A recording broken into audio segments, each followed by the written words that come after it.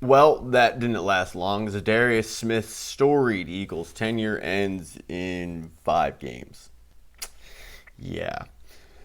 I don't think anyone expected Za'Darius Smith to be a Pro Bowl player for the Birds. After all, he was on the streets after week 1. But when he signed, if you remember, I released a video and I was pumped. I thought this was great. And this is another sign of Howie Roseman doing Howie Roseman things. After watching week 1, he said, you know what, we can improve. We're not going to sit on our laurels. We're going to go out and we're going to get a former 3-time Pro Bowler, just like we did the year that they got Ndamukong Suh. Ironically, that year was 2023, but still. And they go out and they sign Za'Darius Smith, who would help at the edge rush because you let Josh Sweat go, understandably so. He got paid a whole lot of money. But you haven't really heavily invested in the edge a ton. I mean, I guess you could say Nolan Smith because he is an edge rusher in a sense, but he's also a linebacker. So yeah, they haven't invested in it a ton, as I said.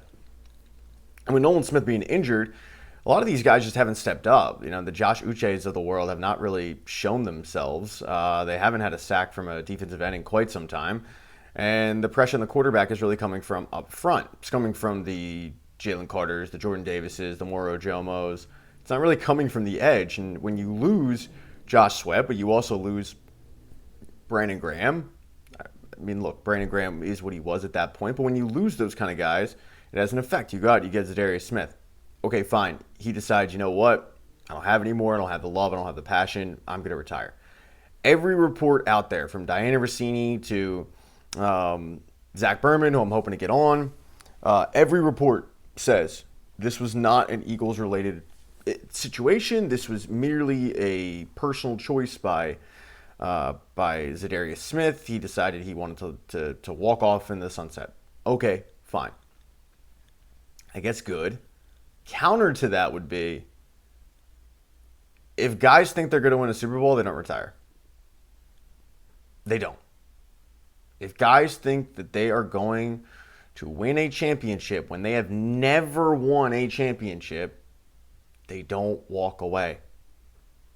So I know Za'Darius Smith is saying all the right things and saying it's personal and, you know, I just didn't have the love of the game and I appreciate the Eagles for bringing me in, but I lost the passion and all that. You can tell me what you want. And, you know, you can say till you're blue in the face, this has nothing to do with the Eagles. And I'm not telling you that it has everything to do with what's going on with the Eagles, but to me, this is another red flag. It might not be the biggest red flag, but it is a slight red flag that an NFL veteran came into the locker room, saw what was going on after 5 weeks, because remember, he wasn't here for week 1, and he said, you know what, this isn't worth my time. I'm gonna go. I'm gonna leave. Now, the trickle-down effect is that many people expected the Eagles to go out and get an edge rusher at the trade deadline. This really, really, really heightens that up. They're really going to go out and get an edge rusher. Nolan Smith will be back after the bye, but even then, you're going to need somebody else on the opposite side, so they're going to have to invest in that. But I think the message that is being sent is clear to me that we can no longer ignore the comparisons to 2023 because things are coming apart at the seams. But unlike 2023, and this is the big difference, unlike 2023, they still have plenty of time to figure it out and fix it. And I keep telling myself 2023 will never happen again because the impact guys that were on the roster in 2023 are still on the roster in 2026 or 2025. It'll be 2026 in a little bit. So I keep telling myself, look, guys like Jalen Hurts, they'll figure it out.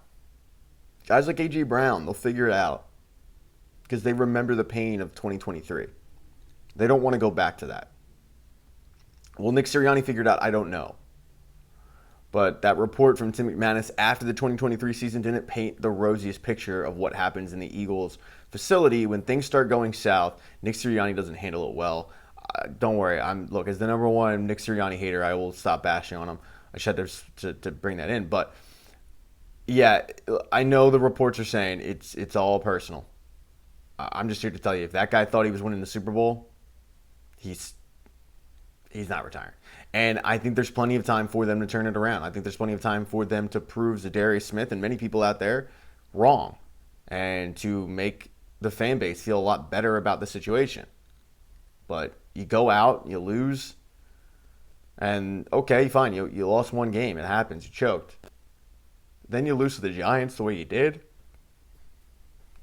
I know they're 4-2, but they could easily be 3-3. They probably should be 3-3, and that to me raises alarm bells because what has changed? Not a whole lot. Mekhi Becton, okay. The edge rushers that left in Josh Sweat. I mean, Milton Williams was replaced by Moro Jomo. That shouldn't be too much. Darius Slay, Keely Ringo.